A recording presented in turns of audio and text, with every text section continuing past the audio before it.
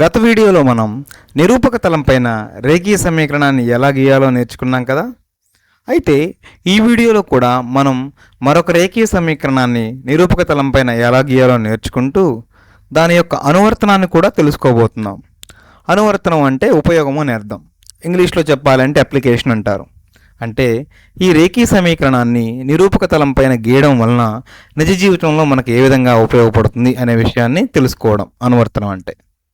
చూడండి మనం ఎలా తెలుసుకుంటున్నామో అది. నిరూపక తలంపై y = 2x + 7 అనే రేఖీయ సమీకరణాన్ని గీయండి.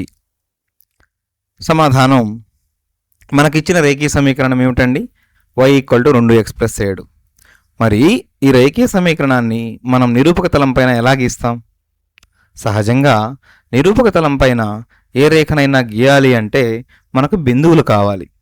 కానీ మనకు సమీకరణం మాత్రమే ఇచ్చారు, బిందువులు ఇవ్వలేదు. ఇచ్చిన సమీకరణం ద్వారా మనమే బిందువులను ఏర్పరచుకోవాల్సి ఉంటుంది. ఎలా? x స్థానంలో కొన్ని విలువలు ప్రతిక్షేపించుకోండి, ఊహించుకోండి. తద్వారా y విలువలు కనుక్కోండి. తదనుగుణంగా వచ్చే బిందువులతోటి మనం రేఖీయ సమీకరణాన్ని గీయవచ్చు. అది ఎలాగో చూడండి. x స్థానంలో -2 ప్రతిక్షేపించండి మొదటగా. అప్పుడేమవుతుంది? y = 2 × -2 + 7. అంటే y = 2 × -2 -4 + 7. చివరగా y = 3. అంటే x -2 అయితే y విలువ 3. మనకు మొదటి బిందువు వచ్చింది. తర్వాత x స్థానంలో 0 ప్రతిక్షేపించండి. y = 2 × 0 + 7. అంటే y = 7. అంటే x 0 అయినప్పుడు y విలువ 7. ఇది రెండవ బిందువు. తరువాత x స్థానంలో 2 ప్రతిక్షేపించండి. తద్వారా y = 2 × 2 + 7. అంటే y విలువ 4 + 7 లేదా 11. x 2 అయినప్పుడు y 11. ఇది మూడవ బిందువు. చివరగా నాలుగవ బిందువు x = 8 ప్రతిక్షేపించండి. అప్పుడు ఏమవుతుంది? y = 2 × 8 + 7. అంటే y = 16 + 7. అంతిమంగా y విలువ 23. x 8 y 23. ఇది నాలుగవ బిందువు.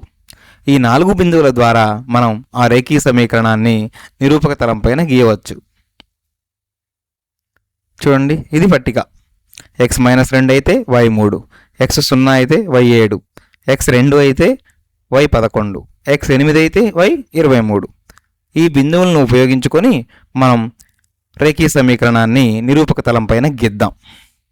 ముందుగా ఇది నిరూపక తలం. x అక్షం అడ్డంగా ఉంది, y అక్షము నిలువుగా ఉంది. చూచారు కదా. తర్వాత మొదటి బిందువుని చూడండి. -2, 3. ఇది మొదటి బిందువు. తరువాత 0, 7. అవునా? తరువాత 2, 11. చివరగా 8, 23. ఈ బిందువులన్నీ కలుపుతూ మనకు రేఖ ఏర్పాటైంది కదా. ఇదే మనకు సంబంధించిన రేఖీయ సమీకరణానికి సంబంధించిన రేఖ. ఏంటా రేఖీయ సమీకరణం? ఇది y = 2x + 7 అనే రేఖీయ సమీకరణానికి సంబంధించిన రేఖ నిరూపక తలం పైన గీస్తే ఇలా ఉంటుందన్నమాట. తరువాత ఒక విమానాశ్రయంలో డాలర్ నగదు నుండి యూరో నగదు మార్చుకునే సదుపాయం కలదు. అయితే ఈ సేవను వినియోగించుకున్నట్టుకు $5 చెల్లించవలసి ఉంటుంది. మరియు ప్రతి డాలర్ యొక్క మారకం విలువ 0.7 యూరోలు. ఈ దత్తాంశం ఆధారంగా ఒక పట్టికను తయారు చేయండి. తద్వారా $50 అంటే $50లకు ఎన్ని యూరోలు రాగలవో తెలుపండి. అంటే ప్రశ్న ఏమిటంటే, ఒక విమానాశ్రయంలో మనం డాలర్ నగదిస్తే వాళ్ళు మనకు యూరో నగదిస్తారు. ఇటువంటి సదుపాయం ఉంది. అయితే ఈ సదుపాయాన్ని వినియోగించుకోవాలి అంటే మనం వాళ్ళకి $5 ఇవ్వాల్సి ఉంటుంది. సేవా పన్నుగా చెప్పవచ్చు దీన్ని, ఆ సేవని వాడుకున్నందుకు. తద్వారా ఏమవుతుంది? కొంత మనం ఇచ్చిన డాలర్లో $5 తీసేసి మిగతా డాలర్లకు మనకు యూరోలు ఇస్తారు. అయితే ప్రతి డాలర్కు అన్నే యూరోలు ఇవ్వరు. $1కి 0.7 యూరోలు ఇస్తారనమాట. ఇలా ఉంటే $50లకు మనకు ఎన్ని యూరోలు వస్తాయో మనం చెప్పాలి ఇచ్చిన ప్రశ్న ప్రకారం. సమాధానం చూడండి. ఇచ్చిన దత్తాంశం ప్రకారం డాలర్ నుండి యూరో నగదు మార్చుకునే సదుపాయానికి మనం చెల్లించవలసిన మొత్తం $5. అంటే ఈ $5 వాళ్లకు మనం సేవను వినియోగించుకున్నందుకు ఇవ్వవలసి ఉంటుంది. తద్వారా ఎక్స్ డాలర్లు మార్చుకోవాలనుకునే వ్యక్తి దగ్గర నికరంగా ఎన్ని డాలర్లు ఉంటాయండి? $5 సేవకు ఇవ్వాలి కాబట్టి నికరంగా x-5 ఆ $5 మనం తీసివేయవలసి ఉంటుంది. మరి $1కు పొందగలిగే యూరోలు ఎన్ని? 0.7. అంటే నేను $1 వాళ్ళకి ఇచ్చాను అంటే వాళ్ళు నాకు తిరిగి 0.7 యూరోలు మాత్రమే ఇస్తారు. $1కి పొందగలిగే యూరోలు ఎన్ని? 0.7. మరి $5 పొందగలిగే యూరోలు ఎన్ని? దాన్ని y అనుకుందాం. అప్పుడు y = 0.7 ఇంటూ x-5. ఎందుకంటే $1కు 0.7 కాబట్టి $5 ఇంటూ 0.7 అని అర్థం. తద్వారా y అంటే మనం పొందగలిగే యూరోలు y 0.7 ఇంటూ x-5. లేదా దీన్ని ఇలా సూక్ష్మీకరించి ఇలా రాయవచ్చు. y 0.7 into x minus 0.7 into 5 కాస్త 3.5 అవుతుంది. మనకు దీని వలన ఉపయోగం ఏమిటి అంటే ఈ రేఖీ సమీకరణం వలన మనం ఈ రేఖీ సమీకరణాన్ని నిరూపక తలం పైన గీసి x కనుక $50 అయినప్పుడు ఎన్ని యూరోలు వస్తున్నాయో y ద్వారా కనుక్కోవచ్చు. అది ఎలాగో చూడండి. ముందుగా వచ్చిన ఈ రేఖీ సమీకరణాన్ని మనం నిరూపక తలం పైన గీసే ప్రయత్నం చేద్దాం. x స్థానంలో $5 తీసుకుందాం. అప్పుడు y ఏమవుతుందో చూడండి. y అంటే యూరోలు = 0.7 into 5 minus 3.5. y = 0.7 into 5 3.5 minus 3.5 అంటే అంతిమంగా మనకు వచ్చే యూరోలు 0. $5 ఇచ్చినప్పుడు ఆ $5 కాస్త ఆ సేవ వినియోగానికి మనం చెల్లిస్తున్నాం కాబట్టి మనకు ఎటువంటి యూరోలు రావు. తరువాత x స్థానంలో 10 అంటే $10 ఇస్తున్నాం మనం. మనకు ఎన్ని యూరోలు వస్తాయో చూద్దామా. y = 0.7 ఇంటూ 10 మైనస్ 3.5 అంటే y = 0.7 ఇంటూ 10 అంటే 7 మైనస్ 3.5. అప్పుడు y = 3.5 అంటే మనం $10 ఇస్తే 3.5 యూరోలు వస్తున్నాయి. తరువాత మనం $15 ఇచ్చాము అనుకుందాం. అంటే x స్థానంలో 15 పెట్టండి. y = 0.7 into 15 minus 3.5. తద్వారా y = 10.5 మైనస్ 3.5 అంటే y = 7. అంటే $15 ఇస్తే మనకు వచ్చే యూరోలు 7 ఆ సేవ వినియోగానికి $5 పోగా. చివరగా ఒకవేళ మనం $60 ఇచ్చాము అనుకుందాం. మనకు ఎన్ని యూరోలు వస్తాయో చూడండి. y = 0.7 ఇంటూ 60 మైనస్ 3.5 అంటే y = 0.7 ఇంటూ 60 ఏం రాయొచ్చు? 42. 42లోంచి 3.5 తీసేస్తే 38.5 అంటే $60 ఇస్తే మనకు వచ్చే యూరోలు 38.5. ఈ సమాచారాన్ని ఉపయోగించుకొని మనం నిరూపక తలం పైన ముందు రేఖీ సమీకరణాన్ని గీద్దాము. తద్వారా ఇచ్చిన ప్రశ్నను చాలా సులభంగా సాధించవచ్చు కదా. $5 వచ్చే యూరోలు 0, $10 3.5 యూరోలు, $15 7 యూరోలు, $60 38.5 యూరోలు. అవునా? ఈ సమాచారాన్ని ఉపయోగించుకొని నిరూపక తలం పైన మనం రేఖీ సమీకరణాన్ని గీద్దాం. మొదటగా ఇది మన నిరూపక తలము. x అక్షం పైన $, తీసుకోండి, y అక్షంలో యూరో తీసుకోండి. అప్పుడు చూడండి, ఒక్కొక్క బిందువుని గుర్తించండి. 5,0 x5 అంటే $5 అయినప్పుడు యూరోలు 0. తరువాత $10కి 3.5 కదా, 10,3.5. $15కి 7 యూరోలు. తరువాత $60కి ఎంత వస్తుంది? 38.5. అవునా? అయితే మనకు ప్రశ్నలో ఏమడిగారు? $50కు ఎన్ని యూరోలు వస్తాయి అని అడిగారు. అవునా? అప్పుడు ఏం చేద్దాము అంటే $50 దగ్గర మీరు ఇలా గుర్తించండి. మీరు గీసిన గీత మన రేఖీ సమీకరణాన్ని ఎక్కడ ఖండిస్తుందో చూసుకొని అక్కడ ఒక బిందువుని ఇలా తీసుకోండి.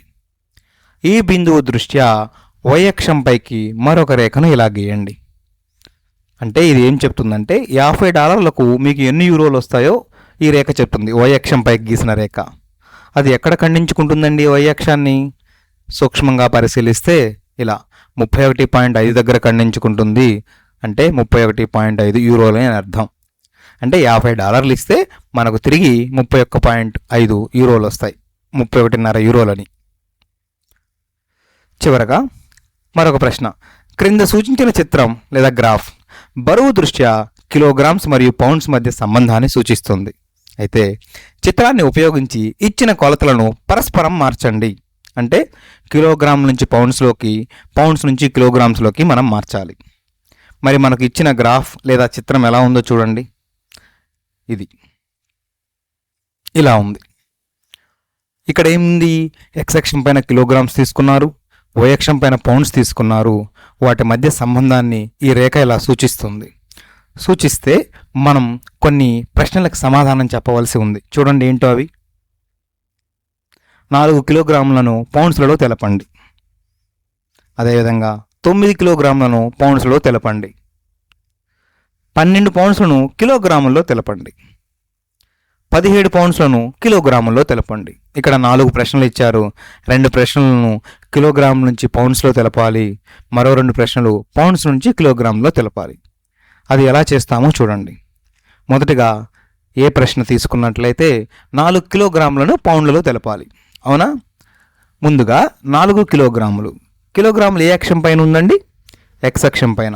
ఎక్స్ అక్షం పైన 4 కిలోగ్రాములు ఎక్కడుందో అక్కడి నుంచి ఒక రేఖను ఇచ్చిన రేఖీయ సమీకరణం మీదకి గీయండి. ఇలా. ఇది ఏం సూచిస్తుంది? 4 కిలోగ్రాములు. అవునా? అది ఇచ్చిన రేఖీయ సమీకరణానికి సంబంధించిన రేఖను ఎక్కడ ఖండిస్తుందో అక్కడ ఒక బిందువుని ఇలా తీసుకోండి. ఈ బిందువు గుండా వై అక్షం పైకి ఇలా తీసుకోండి. అది వై అక్షాన్ని ఎక్కడ ఖండిస్తుందో గమనిస్తే మనకు పౌండ్స్లలో విలువ తెలుస్తుంది. 4 కిలోగ్రాముల యొక్క విలువ పౌండ్స్లలో తెలుస్తుంది. అది సూక్ష్మంగా గమనించినట్లయితే ఇలా 9 పౌండ్స్ ఉంటుంది. అంటే 4 కిలోగ్రాములన్నా 9 పౌండ్స్ అన్నా బరువు ఒకటే అని అర్థం. తర్వాత బి ప్రశ్న చూడండి. 9 కిలోగ్రాములను పౌండ్స్లో తెలపాలి. అంటే 9 దగ్గర మీరు ఒక గీత గీయండి. మన రేఖపైకి, అంటే రేఖీయ సమీకరణం యొక్క రేఖపైకి గీసి అది ఆ రేఖని ఎక్కడ ఖండిస్తుందో చూసుకొని అక్కడ ఒక బిందువుని ఏర్పాటు చేయండి. అవునా? ఇది 9 కిలోగ్రాముల రేఖ కదా. అది ఎక్కడ ఖండించిందో అక్కడ బిందువుని ఏర్పాటు చేద్దామా? ఇది. తద్వారా వై అక్షం పైకి పొడిగించండి. ఇలా పొడిగిస్తే పౌండ్స్లో దాని బరువు తెలుస్తుంది. పౌండ్స్లో బరువు ఎంత? 20 పౌండ్స్. అంటే 9 కిలోగ్రాములు ఉన్న 20 పౌండ్స్ అన్న రెండు ఒకటే. తర్వాత సి ప్రశ్న చూడండి. 12 పౌండ్స్లను కిలోగ్రాముల్లో తెలపండి. ఈసారి మనం 12 పౌండ్స్ను కిలోగ్రాముల్లో తెలపాలి. పౌండ్స్లో 12 ఎక్కడుందో చూసుకొని దాని నుంచి రేఖపైకి ఒక రేఖని ఇలా గీయండి. ఇచ్చిన రేఖీయ సమీకరణం యొక్క రేఖపైకి ఇలా. అది ఎక్కడ ఖండిస్తుందో చూసారు కదా. ఇది ఎన్ని పౌండ్లు అండి? 12 పౌండ్లు. ఖండించిన చోట బిందువుని ఏర్పాటు చేయండి. ఈసారి ఆ బిందువు గుండా ఎక్స్ అక్షం పైకి గీయండి. ఎందుకని? మనకి కిలోగ్రాముల్లో కావాలి కాబట్టి. అది ఎక్కడుందండి? ఇంచుమించుగా 5.5 కిలోగ్రాముల దగ్గర ఉంది. అంటే 12 పౌండ్స్ అన్నా 5.5 కిలోగ్రాములన్నా లేదా 5.5 కిలోగ్రామ్స్ అన్నా రెండు ఒకటే. డి ప్రశ్న. ఈసారి 17 పౌండ్లను మనం తీసుకోవాలి. అంటే వై అక్షం పైన 17 పౌండ్లు ఎక్కడుందో, వై అక్షం పైన 17 పౌండ్లు ఎక్కడుందో చూసుకొని దానిని మనం ఇచ్చిన రేఖపైకి గీయాలి. గీసినప్పుడు ఏమవుతుంది? ఇలా ఇది 17 పౌండ్లు. ఆ రేఖని ఎక్కడ ఖండించిందో అక్కడ ఒక బిందువుని ఏర్పాటు చేసుకోండి. ఆ బిందువు దృష్ట్యా ఇలా ఎక్స్ అక్షం పైకి గీయండి. ఇప్పుడు అది ఎన్ని కిలోగ్రాములో మనకు చాలా సులభంగా తెలుస్తుంది. 7.5 కిలోగ్రాములు. అంటే 17 పౌండ్లన్నా 7.5 కిలోగ్రాములన్నా రెండు ఒక్కటే. ఈ వీడియోలో మనం ఏం నేర్చుకున్నాం? నిరూపక తలం పైన రేఖీయ సమీకరణాన్ని ఎలా గీయాలి, మరియు రేఖీయ సమీకరణాన్ని నిరూపక తలం పైన గీసినప్పుడు దాని నుండి మనం అనువర్తనాన్ని ఎలా సాధించవచ్చు, అంటే దాన్ని ఎలా ఉపయోగించుకోవచ్చు నిజ జీవితంలో ఒక సమస్యకి అనే విషయాన్ని మనం తెలుసుకున్నాం.